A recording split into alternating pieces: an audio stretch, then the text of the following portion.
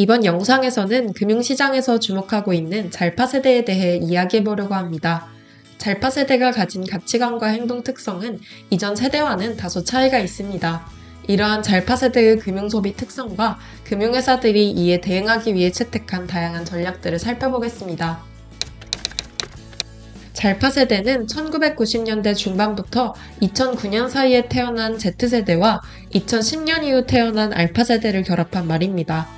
가장 흔하게 구분하는 세대인 MZ세대 중 Z세대와 M세대의 자녀인 알파세대로 구성됩니다. 2023년 기준 나이로는 0세에서 28세까지입니다. 행정안전부의 통계에 의하면 2023년 잘파 세대는 대략 1,356만 명으로 우리나라 전체 인구의 26.4%를 차지하고 있습니다. 세대별 특성을 이해하는 것은 마케팅 전략에서 중요한 요소입니다. 세대의 구분 기준은 나이 또는 출생 연도입니다. 1020 세대와 같은 표현은 나이를 기준으로 세대를 구분한 표현입니다. 그러나 마케팅 목적에 있어서는 잘파 세대처럼 출생 연도를 기준으로 하는 것이 더욱 적합합니다. 이는 개인의 가치관이나 행동 특성이 단순히 나이가 들어가며 변화하는 것이 아니라 어느 시대에 태어났는지에 따라 형성되기 때문입니다.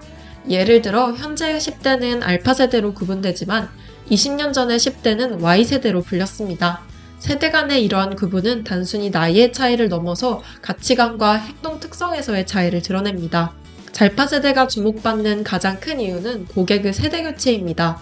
베이비부머 세대의 은퇴와 함께 새로운 세대가 경제활동의 주축이 되면서 기업들의 고객 포트폴리오에도 중요한 변화가 일어나고 있습니다. 특히 금융 분야에서는 기존 고객군의 노령화와 은퇴로 인한 금융자산의 감소, 그리고 소비 패턴의 변화가 두드러집니다.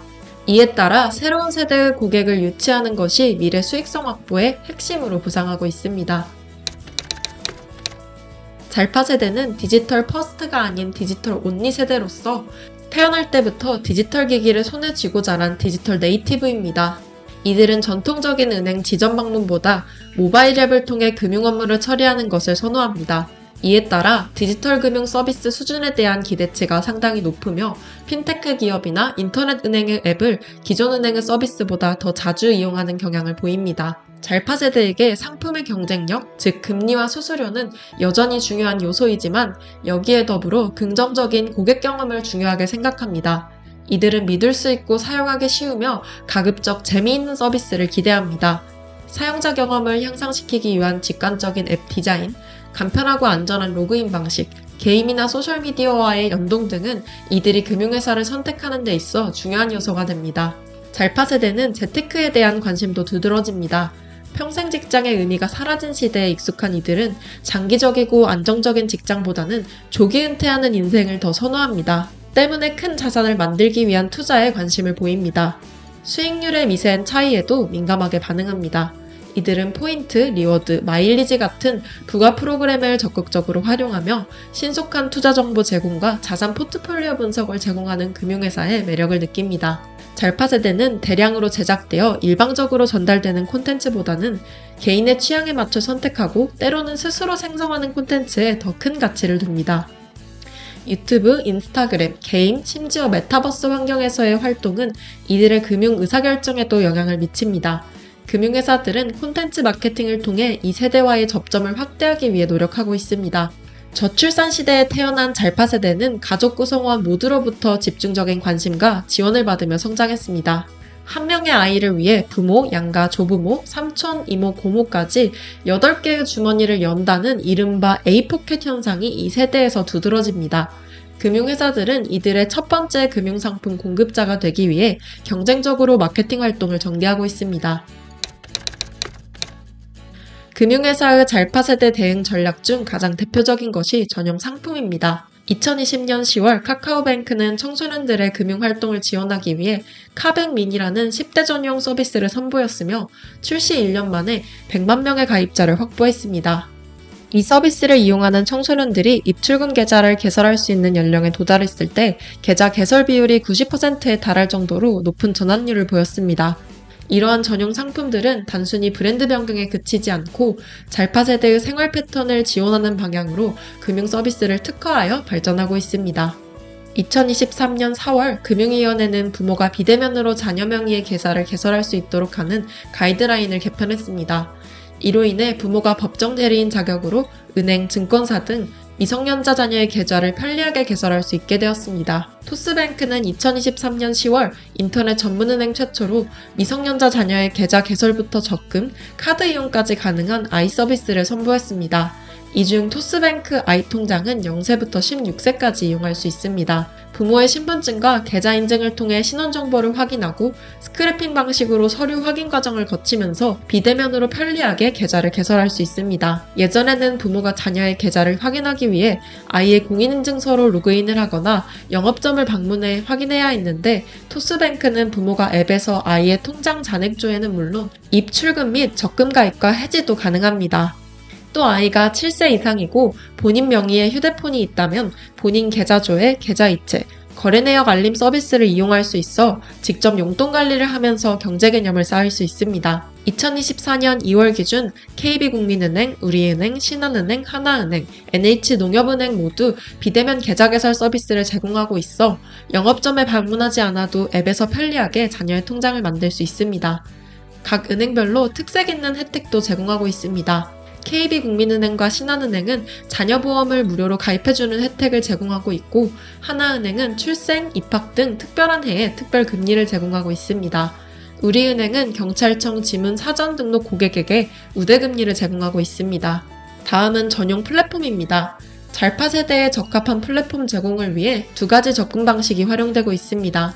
하나는 기존 금융앱이나 플랫폼을 잘파 세대가 익숙하게 사용할 수 있도록 개편하는 것이고 다른 하나는 잘파 세대 전용의 플랫폼을 새롭게 구축하는 것입니다.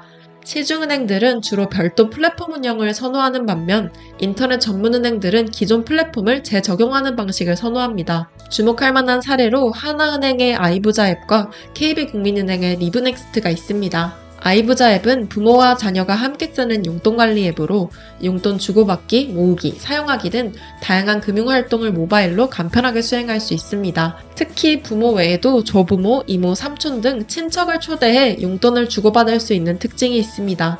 이외에도 미성년 자녀에게 경제 개념을 심어주는 다양한 기능을 제공합니다.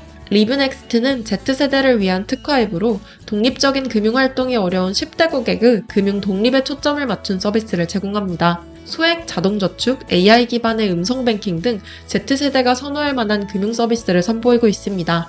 또 10세부터 18세까지의 청소년들은 이 앱을 통해 신분증 없이도 휴대폰으로 금융거래를 할 수 있습니다. 이외에도 밸런스 게임, 퀴즈, 등교 챌린지와 같은 다양한 콘텐츠로 포인트를 모아 원하는 곳에 기부할 수 있는 기능과 식단, 시간표, 학사 일정과 같은 학교정보 열람 기능도 제공합니다. 짠테크는 경제적인 절약을 넘어서 불필요한 소비를 줄이고 소액이라도 꾸준히 모으는 금융 습관을 의미합니다. 전 세계적으로 Z세대 사이에서 유행하고 있는 이 개념은 잘파 세대에게 궁상맞은 행위로 여겨지기보다는 현명하고 존경받을 만한 행동으로 인식됩니다. 금융기관들도 이러한 트렌드를 반영하여 짠테크를 지원하는 다양한 금융상품과 서비스를 출시하고 있습니다. 유튜브가 국내 모바일 플랫폼 중 월간 사용자 수 1위를 차지할 만큼 콘텐츠의 중요성이 커지고 있습니다. 모바일 앱 사용자 수 증가는 금융기관에게도 매우 중요한 목표입니다. 잘파 세대는 자신이 선호하는 콘텐츠를 직접 찾아 소비하고 스스로 콘텐츠를 생성하기도 합니다. 이에 따라 금융기관들은 콘텐츠 크리에이터 또는 플랫폼의 모습을 갖추며 콘텐츠 마케팅을 실행하고 있습니다.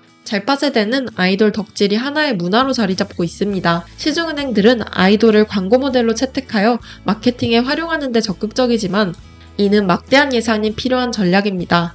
때문에 비용 대비 효과를 내지 못할 수 있다는 비판도 있습니다. 반면 인터넷 전문은행들은 아이돌 마케팅에 직접적으로 큰 비용을 들이지 않으면서도 아이돌 팬 활동을 지원하는 서비스 출시 등의 접근 방식을 취하고 있습니다. 아이돌에 열광하는 문화는 활용하되 막대한 광고비는 사용하지 않아도 되는 전략입니다. 디지털 기기에 익숙한 환경에서 자란 잘파 세대는 오프라인보다 온라인 속의 디지털 놀이에 더 깊은 관심을 보입니다. 디지털 게임은 잘파 세대와 소통하는 주요 매체 중 하나로 자리 잡았으며 연령대별로 선호하는 게임의 종류가 다양합니다. 은행들은 타겟국의 세대가 선호하는 게임과 연계하여 게임 마케팅을 적극적으로 진행하고 있습니다.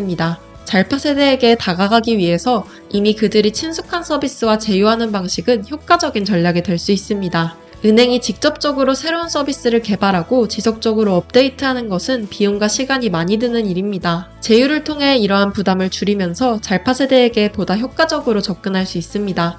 그러나 이러한 제휴 전략은 아직 활발하게 진행되고 있지는 않은 상태입니다. 미래 수익성 확보의 핵심인 잘파 세대에 대한 이해와 대응은 더 이상 선택이 아닌 필수적인 요소입니다. 전용 상품, 비대면 상품, 전용 플랫폼, 짠테크, 콘텐츠 마케팅과 아이돌 마케팅, 개인 그리고 다양한 제휴를 통해 은행들은 잘파 세대를 확보하기 위한 노력을 기울이고 있습니다. 앞으로도 금융시장의 변화를 주시하며 새로운 전략과 혁신을 기대해봅니다. 감사합니다.